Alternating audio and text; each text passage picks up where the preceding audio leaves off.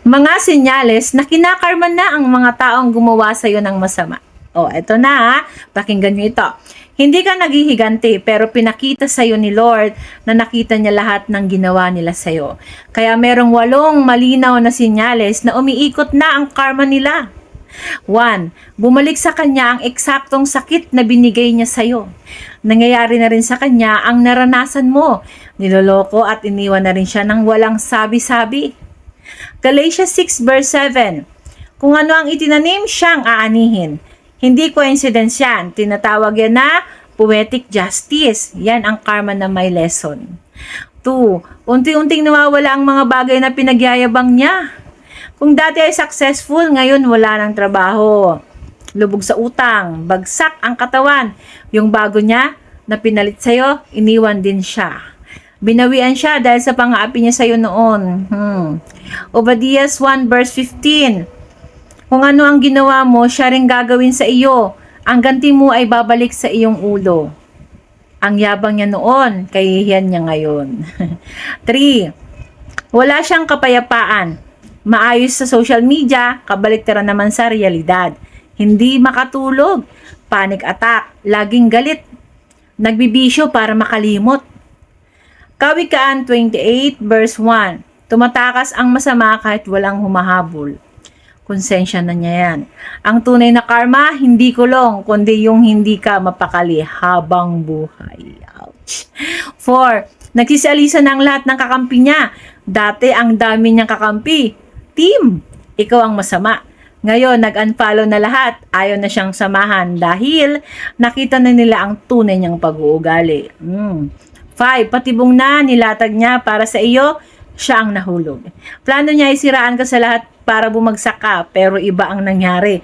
Ikaw ang nakamove on, siya ang nawala ng trabaho kasi nabuking dahil sinungaling siya.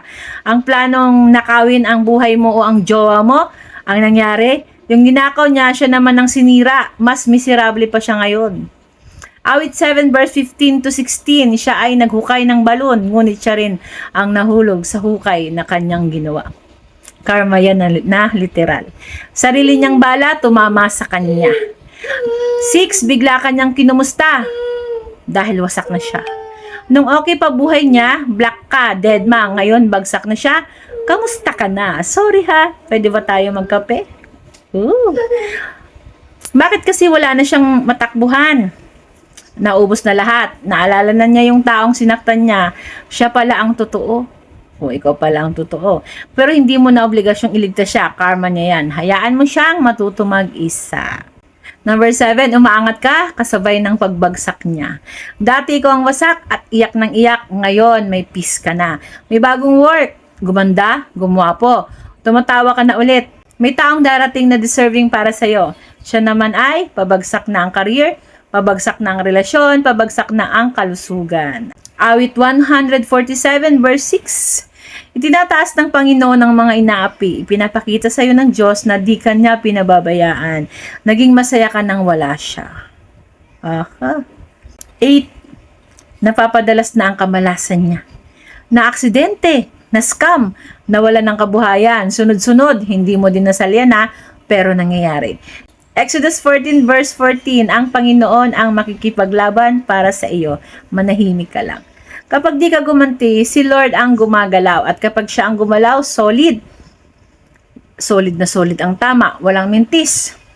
Pero tandaan, hindi mo trabahong singilin siya. Trabaho ng Diyos yan. Roma 12 verse 19, akin ang paghihiganti, ako ang gaganti, sabi ng Panginoon. Trabaho mong magpagaling, magpatawad at mag-move on. Dahil habang galit ka, nakakulong ka pa rin sa Kanya. Kapag malaya ka na, tapos na ang laban. Vindicated ka na kahit di mo nakikita ang pagbagsak niya. Okay? Tanong ko sa iyo, sa 8 sinyalis na yan, ilan na ang nakikita mo sa Kanya? Pero, etong tanong, kamusta ka na? Okay ka na ba? Kung nagustuhan niyo ang aking content, pa-share naman po nang sa ganun ay meron tayong matulungang iba. Maraming salamat po and may God bless you all.